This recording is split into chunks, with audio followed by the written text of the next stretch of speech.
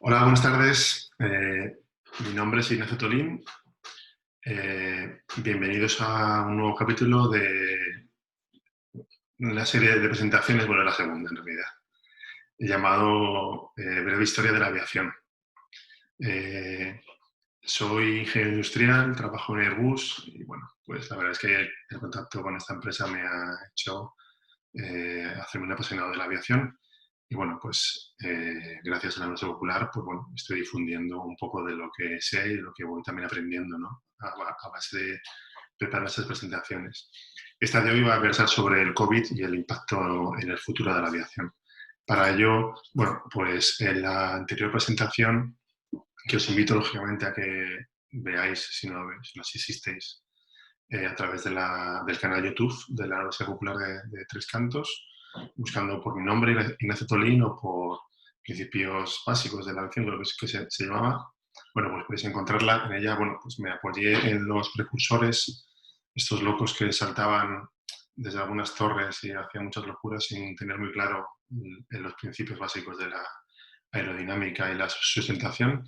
Bueno, pues fueron los precursores y los inicios. Gracias a ellos, pues expliqué una serie de principios básicos y luego algún salto a la actualidad y, bueno, un pequeño resumen del proyecto del 380, que es un proyecto bastante icono dentro de Airbus y que lamentablemente pues ha tenido que paralizarse.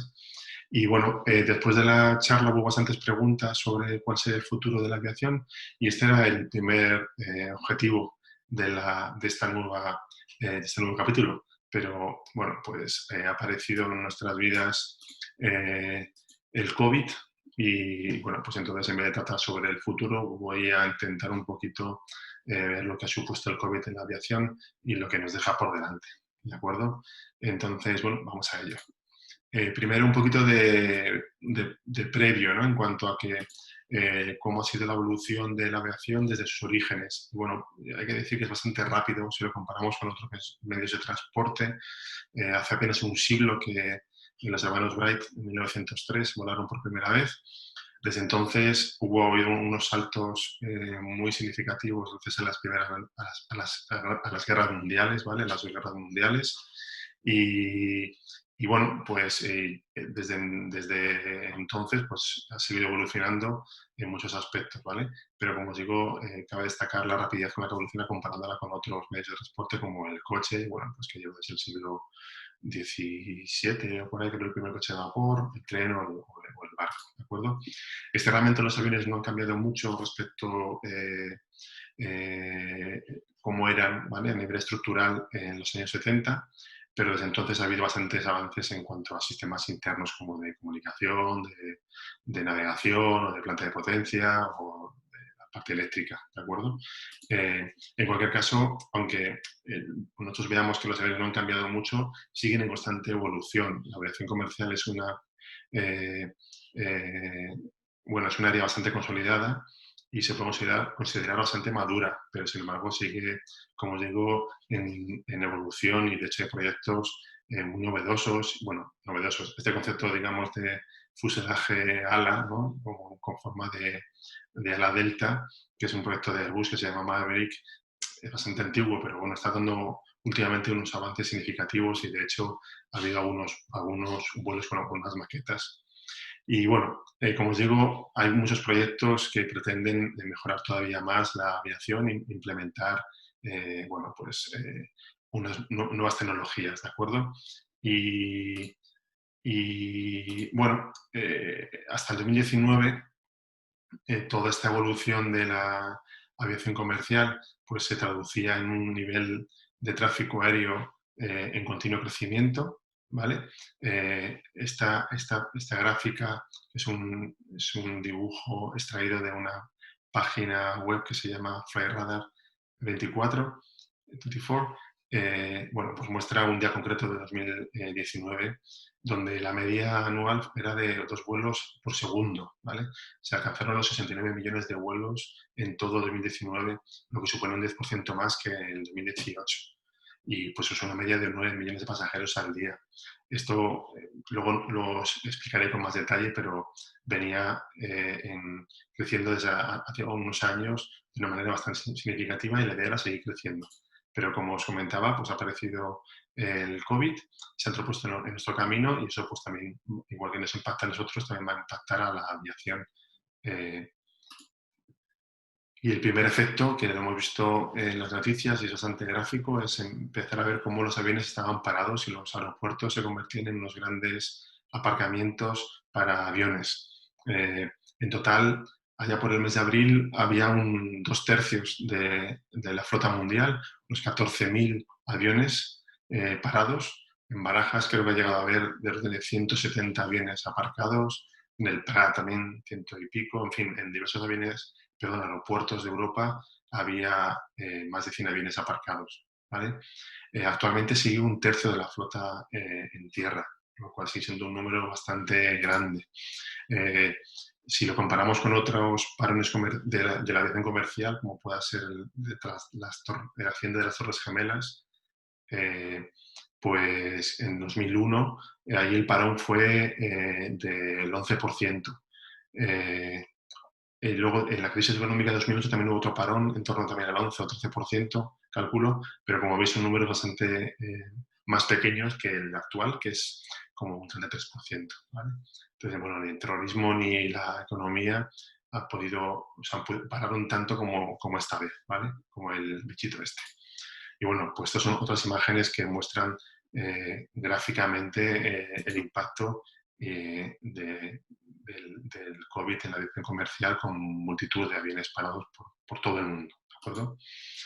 Entonces, a nivel de números, y un poquito puedo daros otra idea de cómo era el crecimiento que tenía la aviación comercial antes del COVID. Bueno, pues veníamos de una serie de años, décadas, donde el billete de viajar en avión era cada vez más barato y eso hacía que se estuviese democratizando el acceso a la aviación. Y eso venía, como os digo, de Estados Unidos, luego entró en Europa, sobre todo venía empujado por las líneas de bajo coste que aumentaron un montón la competencia en el sector de la aviación comercial, pero esto también lo voy a explicar un poquito más adelante con más detalle. Y actualmente este proceso de democratización se está dando en Asia, donde hay un resurgir económico y al final eso pues, se ve reflejado en la aviación comercial. Este gráfico muestra un poco las bolitas, aunque está un poco pequeño, pero bueno, en cualquier caso, yo tengo las referencias a todas estas fuentes. Si cualquier persona quiere más información o que me lo haga llegar a través del Tribunal Popular, yo le paso los enlaces para poder ver estos gráficos u otras cosas que puedan aparecer durante la presentación, por favor. Bueno, en este caso, las bolitas, cuanto más grandes es mayor número de pasajeros entrando y saliendo de cada punto, ¿vale? Y los colores vienen a indicar el crecimiento de los últimos años y la progresión hacia el 2038, ¿vale? Entonces, los colores pues esos rojizos indican un crecimiento en torno al 10%, ¿vale? Y los así marrones es en torno al 1, 2, 3%. Entonces, bueno, se ve que en Estados Unidos y Europa seguimos creciendo y, bueno, pues mantenemos un montón de aeropuertos con un volumen de pasajeros muy alto, pero donde se ve el crecimiento mayor es en Asia-Pacífico, donde en la mayor parte de los países de esta zona, pues el incremento está en torno al 10%, ¿vale? Entonces, bueno, en la aviación comercial, el número de pasajeros ha aumentado en los últimos años hasta el doble, ¿vale? Se ha duplicado, y la previsión era seguir una línea de crecimiento durante los próximos 20 años en torno al 4% anual en cuanto al número de rutas, ¿vale? Esto implicaba que para el 2038 harían falta en torno a 45.000 aviones. Bueno, esta gráfica muestra un poquito esta tendencia, ¿vale? Del crecimiento de pasajeros. En este caso se trata del tráfico aéreo en España. Y bueno, como veis, pues es un crecimiento, algunos parones, pues como os comentaba antes, por momentos como el 2001 o el 2008 de la crisis económica, pero bueno, la tendencia, sobre todo desde el 2013 en adelante, es continuo crecimiento, ¿vale? Pero bueno, para todos estos aviones que harán falta en 2038 para responder a toda esta demanda de continuo crecimiento, pues los estudios anunciaban que harían falta unos 38.000 aviones nuevos, ¿vale? Para suplir a los antiguos y para cubrir la nueva demanda, ¿no? El aumento de demanda. Esto pues, suponía, lógicamente, para la aviación comercial un empuje increíble y, lógicamente, una oportunidad para poder implementar nuevos desarrollos tecnológicos en el sector, ¿vale? Esta gráfica muestra un poquito lo que comentaba del crecimiento, sobre todo en la parte de Asia del Pacífico, ¿vale? Donde muestra el número de aviones, estos 45.000 aviones que harían falta nuevos, ¿vale? Cómo se reparten a lo largo del mundo. Entonces, el casi 50% iría a Asia Pacífico, 21% a Norteamérica y Europa un 20%, ¿vale? Entonces, bueno, muy significativo el volumen en torno a la zona del Pacífico en Asia, ¿vale? Como os comentaba, un elemento clave para este proceso de democratización de la aviación comercial ha sido la aparición de las líneas de bajo coste. Su origen fue en los años 70, hubo una especie como de proyecto de liberalización de los precios y aparecieron las primeras compañías de bajo coste en el sector de la aviación. La primera fue Southwest Airlines, ¿vale? Que es la que os muestro aquí en la foto. Y bueno, en Europa ese proceso de aparición de líneas de bajo coste se produjo en los años 80, sobre todo en Irlanda y en Reino Unido. Aquí hay un listado de compañías donde podéis ver que aparece EasyJet, que es inglesa, y Ryanair, que es de Irlanda, y otras muchas. Y en 2005 ya había unas 60 compañías de low cost en Europa, ¿vale? Entonces, bueno, esto ha producido un desolamiento de la estrategia. Por una parte, las aerolíneas tradicionales se tienen que diferenciar de estas nuevas de bajo coste y entonces, al bajo coste, pues lo que intentan es reducir los gastos para poder bajar el precio del billete del avión y eso pues dar acceso a un nuevo tipo de pasajero, ¿vale? Pero bueno, pues al final la tendencia es esta, ¿vale? La de una línea de bajo coste con grandes colas, con pasajeros accediendo al avión directamente a través de la pista de aterrizaje sin un finger. Y bueno, enfrente pues sería una línea tradicional que trataría de ofrecer una serie de servicios donde aquí pues impera la comodidad, lógicamente con un mayor coste. Hay también, lógicamente, hay rangos, ¿no? Igual que hay líneas de bajo coste más altas que otras, pues también hay líneas tradicionales que tratan de mantener unos ciertos servicios con un precio no excesivamente caro, ¿vale? Entonces, en todo hay como grados, lógicamente, ¿vale? Entonces, ¿cómo consiguen las líneas de bajo coste reducir los precios? Bueno, pues eliminando las clases, no existen clase business ni clase alta, son todo clase turista, donde los servicios a bordo son o nulos o se cobran. Se utilizan aeropuertos secundarios, lo cual les facilita pues dos cosas. La primera es que reduce las tasas aeroportuarias, son más baratos esos aeropuertos, y luego también al tener menos tráfico, pues los tiempos entre que aterriza un avión y otra vez vuelve a despegar son menores, con lo cual les permite una mayor, digamos, explotación de los aviones porque están mucho más tiempo en uso. Los aviones de estas compañías vuelan más que las compañías tradicionales, ¿vale? Porque tienen que, lógicamente, amortizar muchísimo más el coste de las aeronaves. Por otro lado, pues bueno, utilizan, la mayor parte de las rutas son de vuelo corto, o sea, de corto radio, perdón, y sin conexiones. Uso intensivo de los aviones, como os he dicho, en cuanto a continuamente en el aire, ¿no? Un avión en tierra, lógicamente, es un coste que nos está amortizando a no estar volando. Uso de un único modelo de avión, lo cual simplifica las tareas de mantenimiento, porque conociendo un avión pues ya podéis mantenerlos todos, no te hace falta personal que conozca los sistemas de diferentes modelos de avión. Y luego configuración altamente eficiente de las aeronaves, pues meter a mucha gente. No sé si era el presidente de la Ryanair que decía que su negocio no era realmente transportar pasajeros, sino era llenar aviones directamente, ¿vale? Lo cual da una idea de lo que era su objetivo principal, ¿vale? Bueno, esta es la típica imagen de las maletas que hay que comprobar su tamaño antes de entrar a una compañía de bajo coste, porque como sobresalga pues, unos centímetros, pues ya te obligan a facturar y eso pues es pagando. Estas aerolíneas también tienen una influencia en el turismo, ¿vale? Han cambiado los patrones. Ahora el pasajero típico de una línea de bajo coste hace vuelos más cortos y en cuanto más cerca, perdón, y también más cortos en cuanto a tiempo. Es un viaje a lo mejor de fin de semana. Mientras que las aerolíneas tradicionales, su cliente, digamos, objetivo suelen ser pasajeros que vuelan más lejos, pasajeros también de negocio, que pues, también buscan esos servicios y no les importa pagar más por el billete, ¿vale? Entonces, bueno, como os digo, el patrón ha cambiado en cuanto a que se buscan viajes más cortos. También el hecho de que han aparecido las líneas de bajo coste en aeropuertos secundarios ha aumentado los viajes directos a ciertas localidades más pequeñas, ¿no? Antes, para llegar a un sitio más pequeño tenías que a lo mejor hacer algún transfer, ¿no? Alguna escala. Y eso ahora pues hay muchos más vuelos directos que lo suelen cubrir esas compañías de bajo coste. Y luego las agencias de viaje pues se han visto impactadas por las líneas de bajo coste porque el tipo de usuario de una línea de bajo coste pues se busca su billete por internet.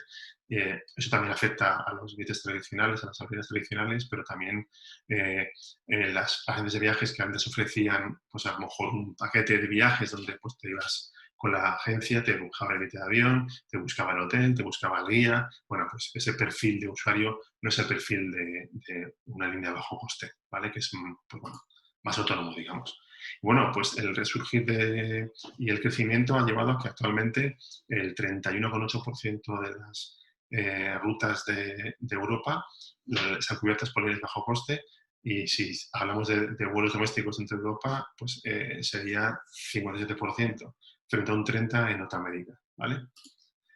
Entonces, bueno, pues era un ejemplo y un caso que yo creo que es muy ejemplarizante de lo que es la evolución de la aviación comercial en los últimos años.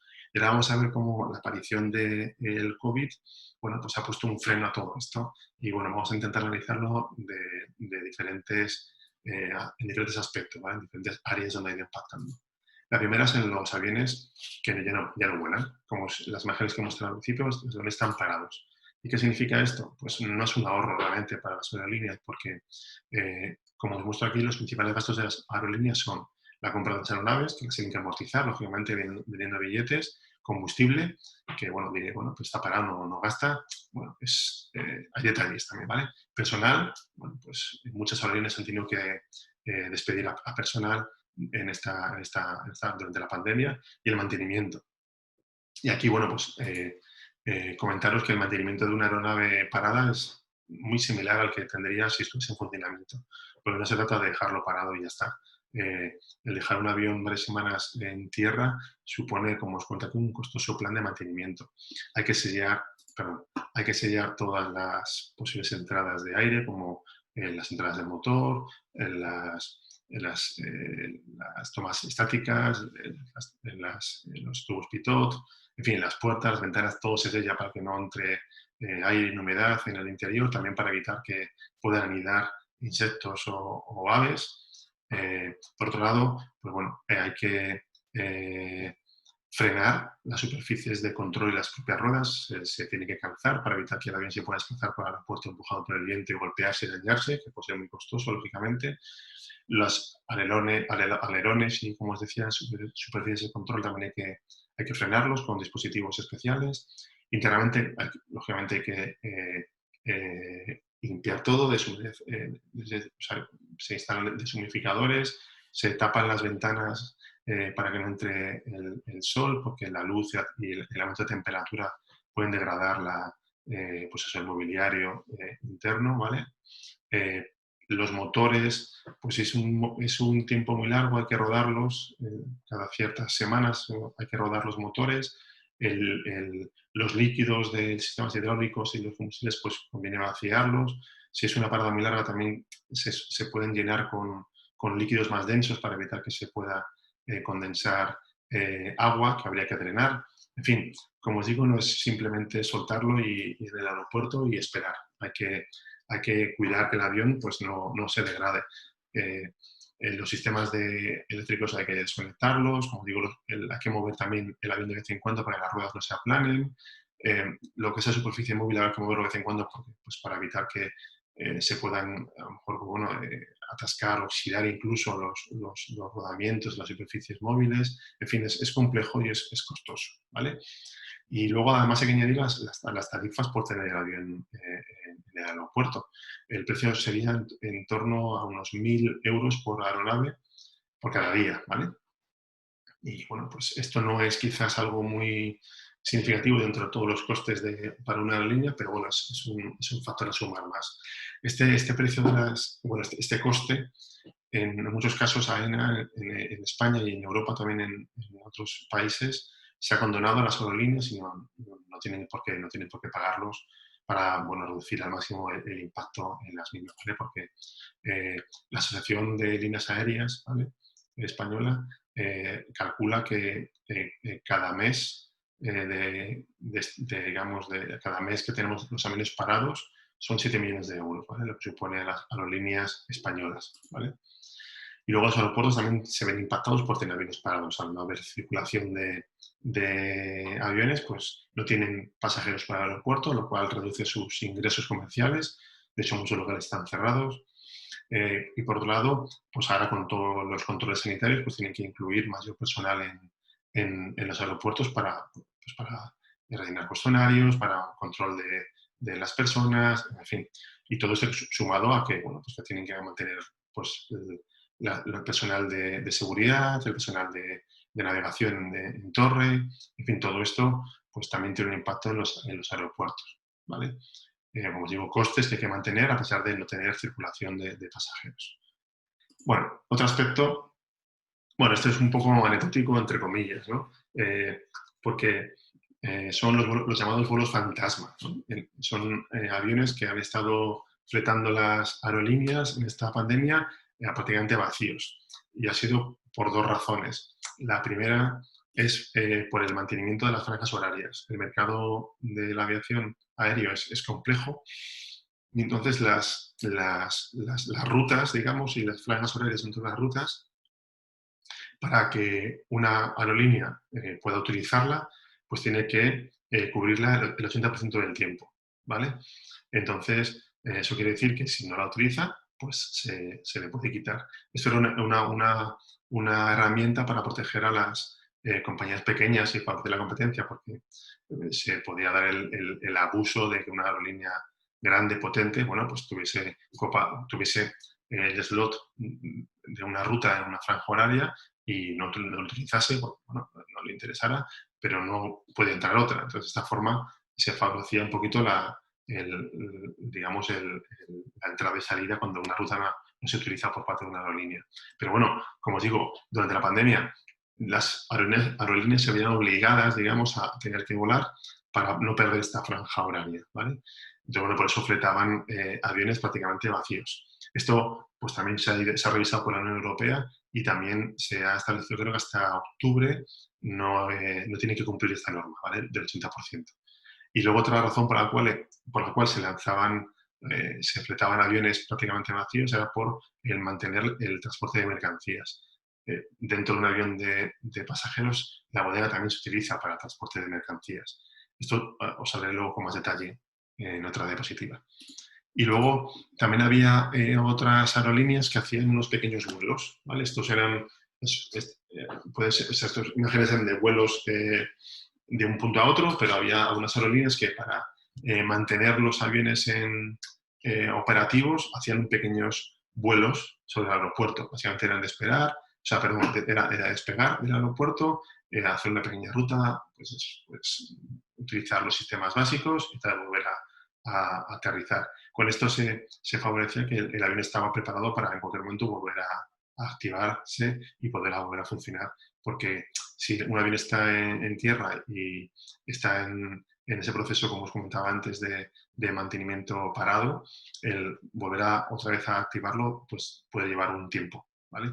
Pues varios días e incluso semanas, o depende un poquito del tiempo que haya estado parado, puede llevar hasta incluso algún mes. Entonces, bueno, pues esto, lógicamente, si una compañía quiere volver a activarse, no es asumible. Y luego también algunas aerolíneas lo han hecho también para poder tener los aviones operativos en caso de que fuesen requeridos para el transporte de mercancía sanitaria, material sanitario o incluso, bueno, sí, sobre todo para algún pasajero, bueno, supongo, traslado de pasajeros enfermos, eso sería más bien en aviación militar, que también os comentaré más adelante, ¿de acuerdo? Bueno, pues lógicamente esto tiene un impacto ambiental porque al final estamos utilizando aviones que están quemando combustible y cuando realmente no hay pasajeros. Y por eso es lo que comentaba antes, que la Comunidad Económica Europea, la Unión Europea, ha condonado esta norma hasta el mes de octubre, quiero recordar. ¿Vale? Entonces, bueno, en cualquier caso, todo esto de tener aviones parados y no haber apenas pasajeros, porque la disminución en los vuelos ha sido muy alta y el número de pasajeros por cada avión es también muy bajo comparado con cifras del año pasado, bueno, pues ha supuesto que muchas aerolíneas están pasando por una situación económica bastante grave, ¿vale? Con despidos y con pérdidas millonarias. En el caso de las cuatro principales aerolíneas europeas, estamos hablando que acumulan ya casi 15.000 despidos y pérdidas en torno a los 5.000 millones de euros, ¿vale? Hablamos pues, Ryanair, Lufthansa, Viaje, que es la unión del grupo Iberia y British Airways, y Air France KLM, ¿vale? Y se estima que la deuda global de las compañías superará los 550.000 millones de dólares al final de 2020. Esto también incluye incluso préstamos de los gobiernos, porque muchas de las aerolíneas han tenido que pedir préstamos a los gobiernos para poder sobrevivir, ¿vale? Este es el caso de Francia, Inglaterra y Alemania, creo que han conseguido las principales aerolíneas de sus países, han conseguido algunos créditos proporcionados por sus gobiernos. En España está todavía la cosa ahí, se está todavía un poquito discutiendo, ¿vale? Esperemos que esta nueva entrada de créditos europeos permita que también el gobierno español se plantee el poder apoyar a las aerolíneas y también a los fabricantes, ¿vale? Airbus, me toca, lógicamente. Bueno, estos son los ejemplos pues de los malos momentos que atraviesan las aerolíneas en el sector de la aviación comercial. Pues bueno, cancelación de vuelos a algunos países por el tema del COVID, como puede ser Italia, que hoy está en algún momento Reino Unido. Ahora mismo, pues también hay una reducción significativa en vuelos internacionales. Muchos aerolíneas solo se limitan a vuelos domésticos, despidos, como en este caso, o reducción de sueldo, ¿vale? En fin, estos son unos ejemplos de impacto a nivel internacional. Múltiples titulares de prensa en esta línea, ¿vale? Impacto, pues, también en los propios fabricantes, porque sí, claro, si una aerolínea se va a la quiebra, como es este caso de este titular, que es la aerolínea chilena LATAM, pues si tiene pedidos pendientes, pues lógicamente pues están en el aire esos pedidos. Bueno, no sé si es un buen sí en este caso. Bueno, cada vez peores pronósticos, por así decirlo, muchas aerolíneas en quiebra, que en algunos casos pueden ser unas herramientas financieras para poder sobrevivir más adelante. Bueno, más bancarrotas. La discusión si ahora el mercado es pequeño para el volumen que hay de aerolíneas, por lo que son las aerolíneas se están planteando quizás otros sectores en los cuales pueden utilizar sus aviones, luego comentar más adelante. Y luego, bueno, en cuanto a la posible recuperación, no está claro. Algunos análisis hablan de recuperación del tráfico de pasajeros en el 2024, o sea, volver un poquito a cifras como las que veníamos teniendo hasta entonces. Según hablan 2024, 2025, en fin, un poquito en función de cómo se sea optimista, hablamos eso de 4 o 5 años para poder recuperarnos. Así que, bueno, el panorama no es muy optimista y bueno, pues yo no lo veo claro, como tampoco lo veía en este momento Bolsonaro. Bueno, entonces, ¿qué están haciendo las aerolíneas? Pues varias cosas. Entonces, bueno, algunas de ellas se están orientando hacia el transporte de carga. Bueno, pues para esto os voy a contar un poquito lo que son los aviones freighter o aviones de carga, ¿vale? Por historia, simplemente comentaros que los primeros servicios aéreos, como no eran para transportar pasajeros, sino que era para transportar correo, que era, digamos, un poquito el primer servicio, ¿no?, que se dio allá por 1911. Esta es una imagen de un sobre con una estampa de, pues eso, de correo aéreo, ¿vale? Entonces, bueno, en cualquier caso, desde entonces, aunque luego se ha derivado al transporte de pasajeros, pero también, como os comentaba anteriormente, el transporte de pasajeros se usaba también para acomodar en la bodega, junto con las maletas de los pasajeros, pues carga. Pues bueno, el volumen no es muy alto, hablamos del 1% de todo el comercio mundial, pero bueno, en cuanto a valor, pues como veis es significativo, ¿vale? Entonces, bueno, en un año normal las aerolíneas de pasajeros transportan 52 millones de toneladas de productos en sus bodegas inferiores, como os comento aquí. El transporte de carga en avión tiene muchas ventajas, es rápido, mucho más rápido que en barco o en tren, sobre todo a larga distancia, lógicamente. Es seguro en cuanto a que las aduanas tienen controles muy exhaustivos de todo lo que se mete en un avión. Esto también puede ser limitante porque, lógicamente, no puedes llevar cualquier cosa a un avión. Pero bueno, es más caro, entonces, bueno, pues tiene sus pros y sus contras, ¿vale? Pero ahora mismo, como digo, es una oportunidad, ¿vale? Los aviones freighter de carga son aviones específicos para únicamente transportar carga, no llevan pasajeros, ¿vale? Entonces pueden ser aviones fabricados como cuando, o sea, nuevos, ¿no? Como avión de carga, o pueden ser aviones de pasajeros que al llegar a su límite de vida, pues son transformados a aviones de carga, ¿vale? Bueno, los aviones freighter son quizás más caros que el hecho de transformar un avión de pasajeros en un avión de carga. El hecho de comprarlo a segunda mano y transformarlo puede ser más barato, pero el proceso de transformación no es sencillo, porque bueno, hay que quitar todo lo que sobra para meter lo máximo posible en la bodega, asientos, en fin, todo lo que es el acondicionamiento interno de la cabina que ya no haga falta, pues como las mascarillas de oxígeno, en fin, pues los recubrimientos bueno, pues de los carenados, en fin, todo lo que los baños también se quitan, lógicamente. Entonces se limpia todo lo que es la cabina de pasajeros y lo que se hace es se separa, se construye una especie de mamparo que tiene que aguantar del orden de 9G, o sea, 9 veces la aceleración de la gravedad, que es un impacto bastante fuerte, y eso es lo que hace separar la bodega de carga nueva de lo que es la cabina de pilotos, ¿vale? Para proteger a los pilotos de un posible movimiento de carga dentro de la bodega. Se tiene que reforzar el suelo porque bueno, van a soportar más peso por metro cuadrado seguramente y en volumen total también. Se instalan pues, raíles con rodillos y palets para poder transportar la carga voluminosa y pesada con facilidad. Luego, para meter la carga dentro, se abre un portalón, que suele ser, pues, hace un agujero grande en una lateral del fuselaje. Se tiene que reforzar para luego instalar una puerta. Esa puerta tiene que ir, lógicamente, afinada por sistemas hidráulicos, pues hay que modificar el sistema hidráulico del avión, hay que añadir sistemas de antiincendio. Bueno, como os digo, es una modificación que puede llevar pues, trabajos en torno a un año, ¿vale? Aproximadamente, o en torno a eso. Bueno, entonces, es un trabajo significativo, ¿vale? Y bueno, pues hay que tenerlo en cuenta. Y bueno, aquí os voy a mostrar un vídeo de un avión de transporte épico, que es el avión más grande del mundo, que es el Antonov 225, 80 y pico metros de largo y 85, 86 metros de envergadura, de punta de ala a punta de ala, 6 motores como veis.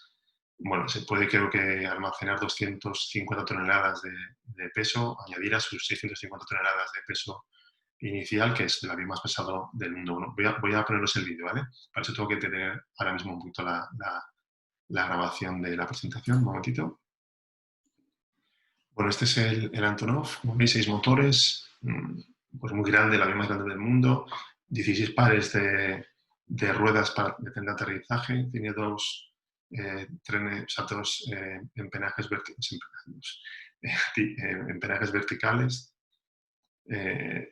Bueno, porque aquí también se utilizaba para hacer pruebas con el transbordador espacial. Como veis, se levanta el morro delantero para poder introducir la carga por delante. También tiene otra entrada de rampa por detrás. Para poder hacer esta operación por delante, lo que hace el avión es, como veis, se arrodilla. Para eso el tren de aterrizaje delantero se pliega y, bueno, como os decía, tiene un volumen de carga muy alto, 250 toneladas. Creo que son 1.300.000 de metros cúbicos, algo así. Bueno, he hecho una barbaridad, perdonadme, lo revisaré, es que no tengo todas las cosas en la cabeza ahora mismo. ¿Veis cómo otra vez se vuelve a instalar el Moro? 20 metros de alto, veis el volumen, 6 motoracos enormes, un alcance de 15.000 kilómetros en vacío y no sé, son 4.000 y pico totalmente lleno, 800 kilómetros por hora, son unos motores muy potentes. Aquí fueron a por todas. Esta viene es una reliquia de la Guerra Fría, es un fabricante ucraniano, ¿vale?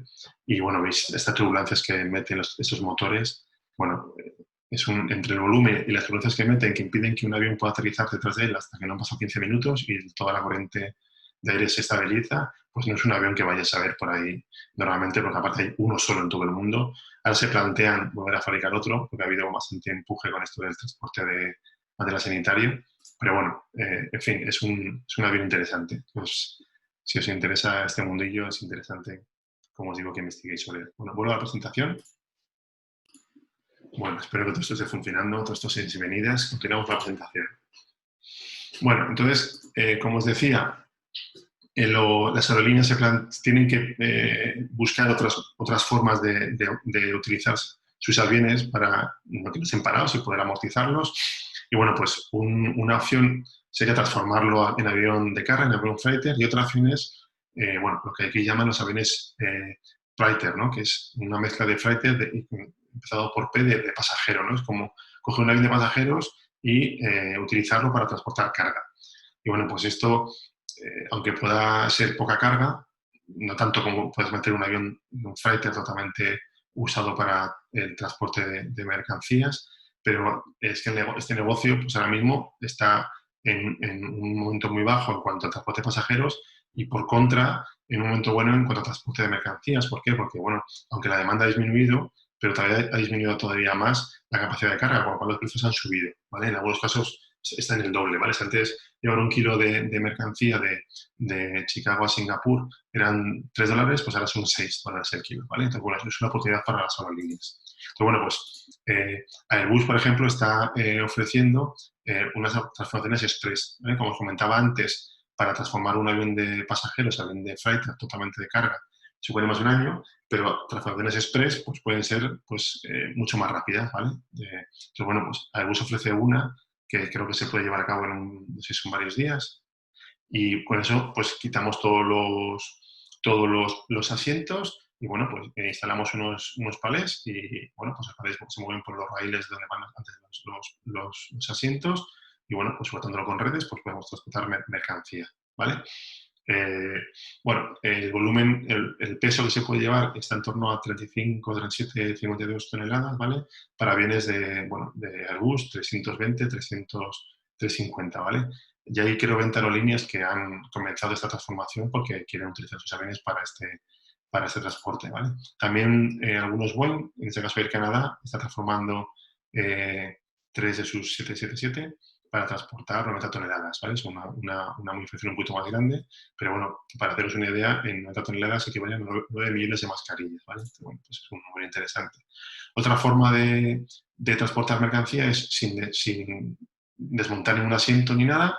En los huecos de los asientos, pues instalar una serie de bolsas, hay una serie de kits comerciales que lo permiten, que son kits ignífugos, ¿vale? Que van amarrados a los asientos del avión y permiten pues, transportar por cada asiento el peso equivalente a un pasajero, que son unos 70 y pico kilos. Entonces, bueno, pues un asiento triple pues se puede meter 250 kilos, ¿vale? Que sería el peso del pasajero más el peso medio más o menos de lo que sería el equipaje de mano, ¿de acuerdo? Bueno, pues como digo, esto se amarra muy fácilmente. Bueno, lo único que esas bolsas son especiales para, como digo, porque tienen sus amarres y luego además tienen material inífugo que permite que aquí puedas meter, bueno, material más amplio, ¿no? Porque si haces ese tipo de amarre, ¿no? Donde sujetas con unas redecillas, pues bueno, pues te tienes que asegurar que todo esto es seguro, que no hay ninguna opción de que ninguno de estos materiales pueda arder y lógicamente expandir el fuego por toda la aeronave. Esto no es cuestión de meter la carga así como así. Todo esto sigue unos procesos que las autoridades persiguen, vigilan y se aseguran de que no se corre ningún peligro por el hecho de convertir esos aviones en transporte de mercancías. O sea, tanto estos desmontajes de asientos, como el instalar estas bolsas o estas redes, se hace siguiendo unas reglas que las autoridades certificadoras pues transmiten a las aerolíneas, y no se puede hacer de cualquier manera, y también los fabricantes, lógicamente.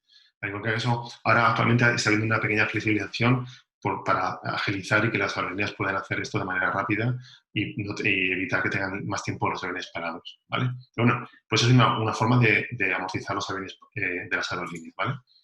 Entonces, bueno, también me parece importante hacer una breve explicación sobre lo que es la carga y centrado de las aeronaves, ¿vale? No es algo sencillo ni simple, porque es delicado el meter carga de repente en un avión y echarlo a volar, porque puede alterar su maniobrabilidad. Entonces, para eso, bueno, hay un concepto claro, básico, que es el centro de gravedad, que es el punto, un punto ficticio, no tiene por qué ser un punto físico, puede estar, no es algo material, ¿vale? Puede estar en una zona, digamos, del espacio, donde, digamos, donde se aplicaría la resultante de todas las masas que componen pues, esta estructura, un avión o cualquier otra cosa, ¿vale? Entonces, en el caso de una aeronave, este centro de gravedad es el punto en el torno al cual pues las diferentes fuerzas hacen que el avión gire, ¿vale? Entonces, bueno, normalmente para que el avión sea estable, este centro de gravedad tiene que estar en torno a un tercio lo que es la longitud del ala, ¿vale?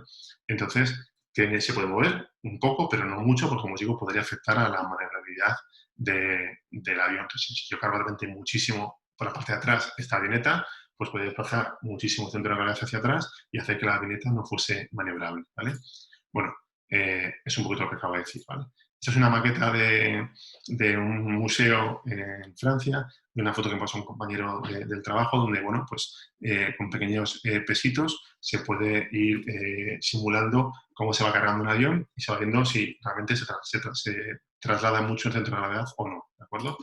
Esto en un avión de pasajeros pues, es algo importante, pero cuando ya nos vamos a un transporte de transporte, donde pues, son volúmenes mucho más grandes y elementos muchísimo más pesados, pues es vital, ¿no? El hacer esto con mucho cuidado. Y bueno, pues os voy a mostrar un ejemplo que lamentablemente no se hizo con ese cuidado, ¿vale? Voy a mostraros un vídeo ahora. Bueno, ya veis cómo acabó la cosa. Era un 747 que eran las fuerzas aéreas americanas en Afganistán, y lamentablemente, pues al toque de despegar, se produjo un cabeceo muy importante y el avión acabó estrellándose, resultando, pues bueno, la muerte de los 7 ocupantes, ¿vale? del avión. El porqué de ese accidente pues fue, habían cargado 80 toneladas de material militar, creo que eran unos carros de combate y algo así. Y entonces, pues al poco de despegar, un coche de estos, un carro de combate, se soltó y se fue para la parte de atrás del avión, lo que produjo que el centro de gravedad se fuese muy para atrás, y como se dijo, pues esto lo que hizo fue cabecear el avión con la mala suerte de que además de desplazar el centro de gravedad, también golpeó sistemas hidráulicos del tren, perdón, del tren, del emperaje horizontal, del timón de profundidad, con lo cual, al no poder controlar la profundidad del avión, pues imaginaos, un avión que acaba de picar hacia arriba, encima no es controlable, pues entró en pérdida y se acabó estrellando. Y bueno, pues esto fue debido a que no habían sujetado correctamente la carga del avión. Una desgracia, la verdad. Pero bueno, volvemos a la presentación. Bueno, continuamos con otros temas. El impacto en otros aspectos del impacto del COVID, en este caso en la aeronáutica, en la industria aeronáutica, ¿vale? Me voy a centrar en Airbus y en Boeing, pero también otras compañías como Embraer también se han visto, o Lockheed también se han visto afectadas, ¿vale? Por esto. Lo primero es que han tenido que cerrar plantas por la emergencia sanitaria. Y luego, pues, una vez abiertas, se tienen que implementar ciertas medidas para poder trabajar dentro de las plantas. Pero bueno, lo peor ha venido en la reducción de las ventas y las entregas. Entonces, a 1 de junio, Airbus, por ejemplo, solamente había entregado 196 aviones, que es la mitad de lo que entregó el año pasado. Y este es el peor dato desde hace 16 años, ¿vale? La previsión para este año era de entregar 260 aeronaves. Y bueno, a la vista de la disminución drástica que ha habido, Airbus ha tenido que reducir un tercio esta previsión. En cuanto a nuevos pedidos, pues a día de, pues a mes de junio, solamente había en torno a 300 órdenes vivas. Digo vivas porque ha habido más pedidos, pero como también ha habido cancelaciones, pues la resultante, digamos, son este número, ¿vale?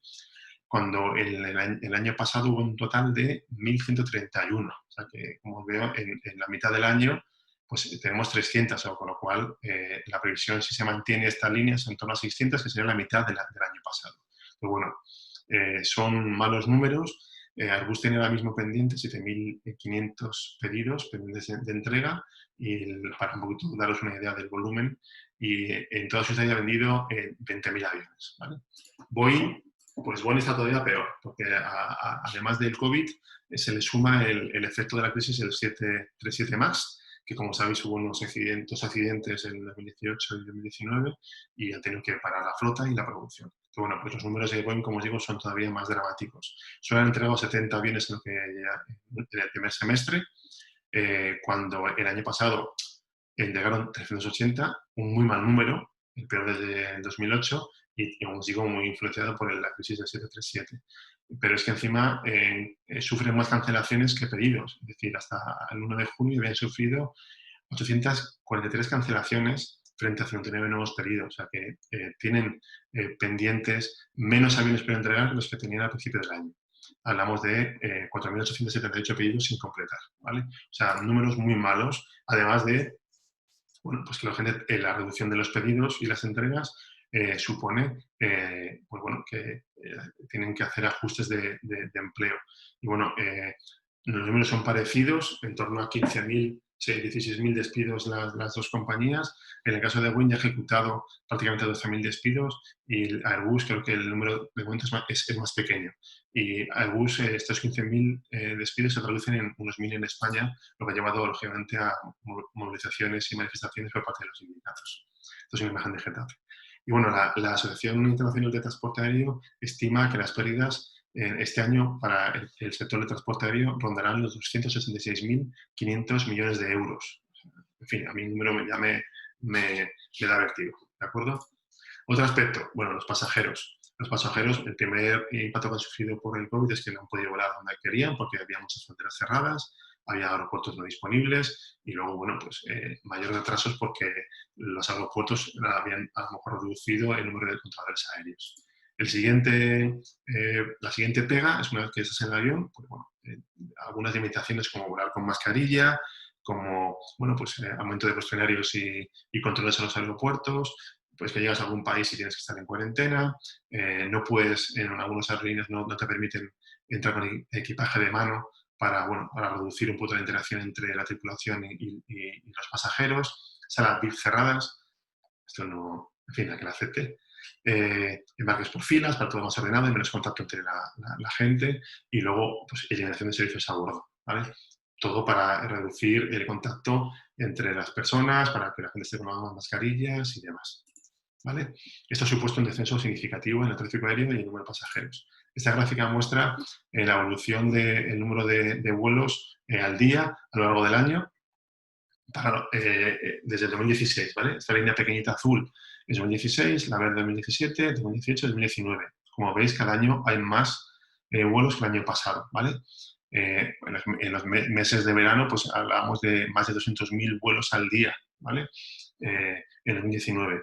Este es el gráfico de 2020. Como veis, empezábamos con una evolución al alza con todo el año pasado, con lo cual todo como se preveía, pero claro, al llegar el COVID allá por marzo, el descenso fue pues de 170.000 a 50.000, 60.000 pasajeros, casi la tercera parte.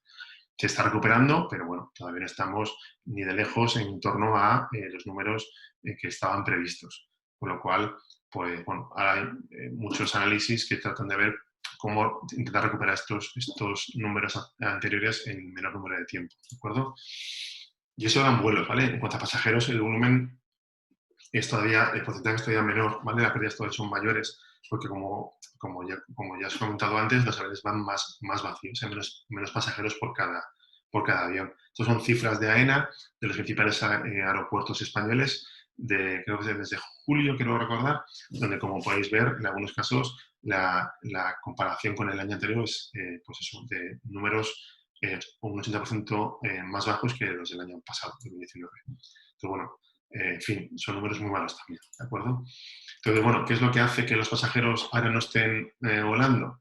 Además de las limitaciones de fronteras y demás, pues el miedo al contagio. Hay varios estudios que dicen que las personas no han volado durante la pandemia por miedo y ahora mismo tampoco desean volar. En torno a un 33% dicen que evitarán volar en el futuro por el miedo a contagiarse tanto en el avión como en el aeropuerto o incluso en el transporte hasta el aeropuerto, ¿vale? En el avión, bueno, pues que te contagien de al lado, el ir al baño y que el baño esté contagiado por una persona que haya estado antes, en fin, eso. En el aeropuerto, pues algo parecido, las colas en el embarque, el baño del aeropuerto, en fin, pues hay mucho miedo a contagiarse en el aeropuerto o en el avión. Entonces, bueno, cuando se pregunta a la gente qué medidas les tranquilizarían, pues muchos, la mayor parte citó la detección del COVID, otros el uso de mascarillas y otro tercio prácticamente el separar a la gente, ¿vale? Cuando se les preguntaba por la calidad del aire en los aviones había mucho desconocimiento. Muchos estudios que se han hecho a los pasajeros, una de las preguntas hablaba sobre su conocimiento de la calidad del aire dentro de la cabina. Y muchos decían que pensaban que era un entorno donde el contagio era fácil y el mismo número decían que pensaban que la calidad del aire de una cabina de un avión era parecida al quirófano de un hospital. Y bueno, esto segundo es que es más acertado, porque bueno, aquí os explico un poquito cómo funciona el sistema de refrigeración, de acondicionamiento del aire de un avión. En primer lugar, comentaros que el aire de la cabina se renueva cada 2 o 3 minutos. Si lo comparamos con el de un edificio de oficinas, el aire de un edificio de oficinas se renueva cada 20 o 30 minutos, ¿vale? 2 o 3 veces a la hora. Aquí estamos hablando de que se aumenta cada 2 o 3 minutos. El aire fresco viene del exterior, además pasa por unos filtros, ¿vale? Que eliminan casi el 99% de las bacterias, que son filtros EPA, que son los que se utilizan en los hospitales. Y luego encima el aire fresco cae verticalmente a los pasajeros, ¿vale? No hay un movimiento longitudinal del aire, lo cual impide que haya un traspaso de posibles patógenos de un pasajero al de delante. El aire que te cae de abajo y prácticamente es individual, ¿vale? Además, hay una separación física entre los propios pasajeros, que son los asientos, vamos todos hacia adelante, con lo cual, pues no tiene, es decir, que lateralmente no tiene, entre la ventilación y que no estamos orientados hacia los laterales, es complicado que haya realmente un traspase de patógenos. Bueno, pues todo esto, que es lo que suelen instalar los fabricantes modernos, pues garantiza que la calidad del aire dentro de los aviones es muy alta, ¿vale? Y de hecho, las autoridades de aviación americanas y europeas no requieren que haya medidas de distanciamiento social dentro de los aviones porque saben de la calidad del aire dentro de los vídeos, ¿vale? Aquí hay un vídeo que os compartiré para no demorar mucho más la presentación, ¿vale? Más adelante. Entonces, bueno, las aerolíneas para recuperar la confianza de los pasajeros lo que están llevando a cabo son medidas de limpieza exhaustiva mediante diferentes medios. Este consiste en pulverizar un producto antiviral, desinfectante, que va con carga negativa, entonces, con carga positiva, me parece que es. Entonces, bueno, eso garantiza que se va a repartir de manera muy buena y se va a poder entrar en los recovecos de las superficies, ya que esas suelen tener carga neutra o negativa. Al final, por un tema de polaridad, pues se garantiza que el antiviral llega, ¿vale? a sitios bastante recónditos. Lo que ocurre es que este procedimiento es bastante largo, en torno a 2 o 3 horas. También se utiliza luz ultravioleta. La luz ultravioleta es una luz de espectro no visible en un rango de frecuencia muy bajo, de en torno a los 100, 200 nanómetros, lo cual hace que ataca directamente el ADN de las células y limita su capacidad de reproducción. Esto, pues, al final es en lo que intentan los virus y las bacterias, ¿no? Reproducirse, con lo cual atacamos directamente a esa capacidad de propagación. Lo que ocurre es que igual que ataca a los virus, también ataca a nuestras células y por eso no es compatible con que haya personas en el entorno.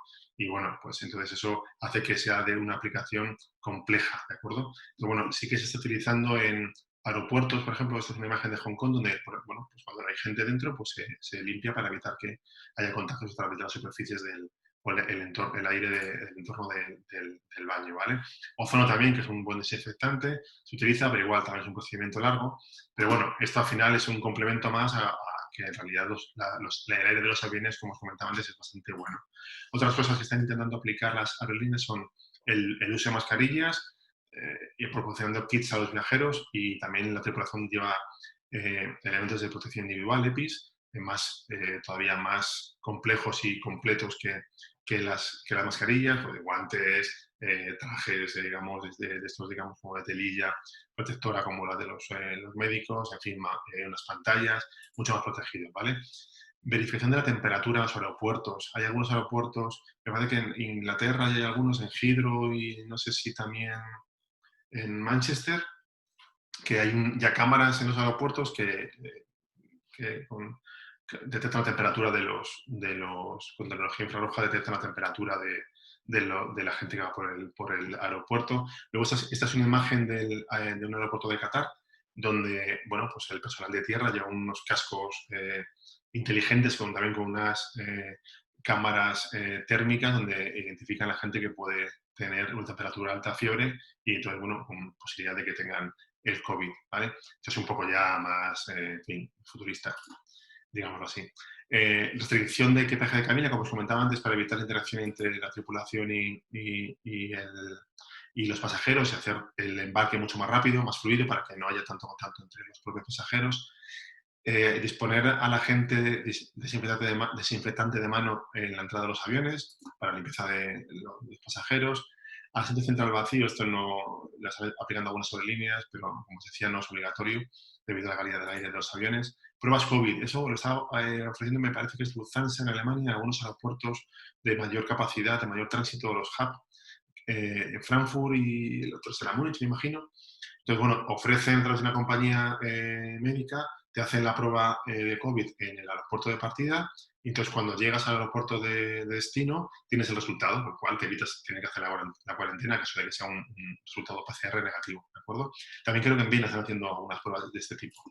Vuelos sin contacto. Esto creo que son algunas aerolíneas en Noruega, donde sin necesidad de contacto con ninguna persona ni máquina, pues llegar desde tu casa hasta el avión, digamos, sin tocar a nadie, ¿vale? Y luego mamparas. Esto me suena un poquito complejo de implementar, por aquello de que pues puede impedir a lo mejor la evacuación en caso de emergencia, o en caso de accidente. No sé a qué punto esto puede ser un elemento que puede dañarte, pero bueno, está en estudio, ¿vale? Pero bueno, son medidas que están intentando aplicar las aerolíneas. Y luego, otro área que quería analizar del COVID es el impacto en la acción militar. En este caso, ha sido muy diferente porque la acción militar ha permanecido muy activa durante la pandemia. Ha habido uso de los aviones militares en muchos aspectos para transporte de enfermos en aviones especializados como este alemán, que es un 310 transformado a hospital, que puede llevar hasta 16 UCIs y 25 sanitarios, ¿vale? Para tratar a los pacientes, a los enfermos. Airbus ha utilizado sus propios aviones antes de entregar, aviones en fabricación o en transformación, para transportar mascarillas por todo el mundo. La Fuerza Aérea Española, helicópteros o 295 para transferir pacientes o para suministrar elementos médicos. La Fuerza Aérea Brasileña, pues bueno, un dato simbólico, ha dado el equivalente a 8 vueltas al mundo con sus aviones de transporte militar. La Fuerza Aérea Colombiana, pues algo parecido, para pues, transportar enfermos, alimentos, ambulancias. Bueno, en fin, multitud de imágenes durante esta pandemia donde veíamos aviones de aviación militar ayudando en las labores de lucha contra el COVID, ¿vale? Bueno, han destacado muchas naciones el papel de la 400M en su lucha contra el COVID, ¿vale? Y aquí os voy a mostrar un vídeo para que veáis algún ejemplo. Este es el vídeo. Son solo minutitos, pero bueno, he quitado sonido para que me escuchéis mejor, porque es posible que si no, no se grabe bien el audio. Bueno, como veis, lo fácil que es meter grandes palets con un montón de capacidad dentro de la bodega de carga del A4SN, gracias a la rampa trasera que permite pues, meter tanto elementos de combate como puede ser tanques o incluso camiones o algún otro elemento militar, pues en este caso pues carga o bueno, enfermos, como este ejemplo de las fuerzas aéreas francesas que bueno, para aliviar la carga de algunos hospitales en alguna ciudad de Francia, pues trasladaban enfermos a otros lugares de Francia, o también para de algún país a otro país, digamos para transportar ciudadanos franceses de Italia, por ejemplo, a Francia, también eso que lo han hecho los alemanes. También para acceder a zonas donde a lo mejor no había hospitales, trasladarlos a zonas de hospitales, en fin. Los franceses han hecho bastante uso de sus aviones durante esta pandemia. De hecho, creo que el uso ha aumentado un 30% con respecto de momentos anteriores. Esto es España, la Fuerza Aérea Española, como veis, para transporte de material sanitario. En este caso creo que eran mascarillas que venían pues, posiblemente de China, y de hecho creo que puede ser incluso algún ejemplo de los que Airbus utiliza sus propias aviones para transportar mascarillas desde China y luego repartirlas por Europa. Esto es, me parece que Turquía. Veis qué grandes palés y cómo se puede meter un montón de material sanitario dentro del avión. Y bueno, pues Turquía, como sabéis, ha tenido un papel muy importante durante la pandemia porque ha colaborado con un montón de países pues, entregando mascarillas o material sanitario para la lucha contra el COVID. En fin, creo que no es suficiente ya con esto, aunque bueno, quedan unos segundos, lo puedo dejar hasta el final. Veis que es una cabina muy grande, el A4SM es un avión de transporte de los más grandes del mundo y muy versátil. Bueno, en una posible futura charla igual merece la pena que ahonde un poco más en el proyecto como este. Bueno, pues seguimos con la presentación. Seguimos donde estábamos y continuamos con, bueno, es el último punto que trato. Como habéis visto, hay aviones militares de todo tipo y también hay una parte del mercado de la aviación, de la industria aeronáutica, que se encarga de transformar aviones de pasajeros en aviones hospitales. Bueno, en este caso os voy a contar un caso de aviones con múltiples funciones, que es una actividad que lleva a cabo Airbus desde unos años y que transforma a A330 en aviones que pueden ser desde tanqueros para repostaje en vuelo de otras aeronaves, como para transporte o para evacuación médica. Bueno, entonces, como veis aquí, es un proceso de unos 9 meses.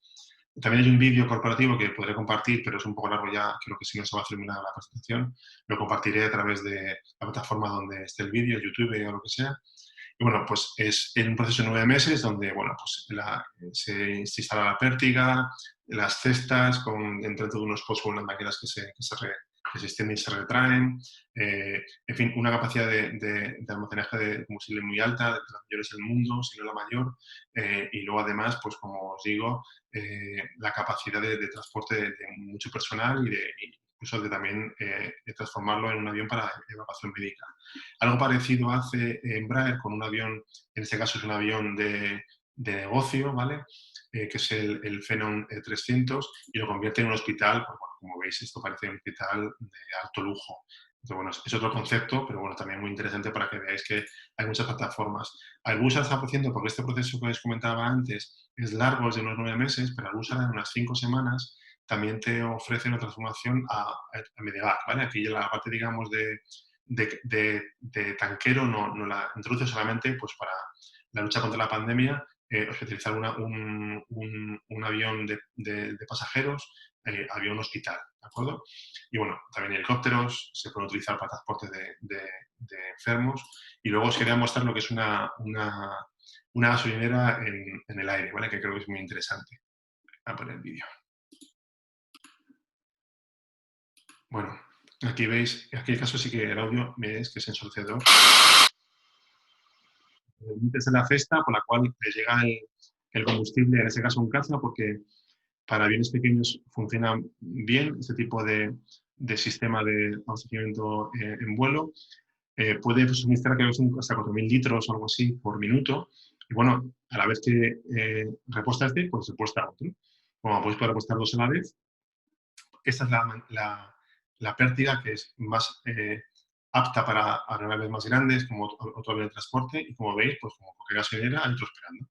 En fin, es interesante este concepto y es muy útil, desde luego.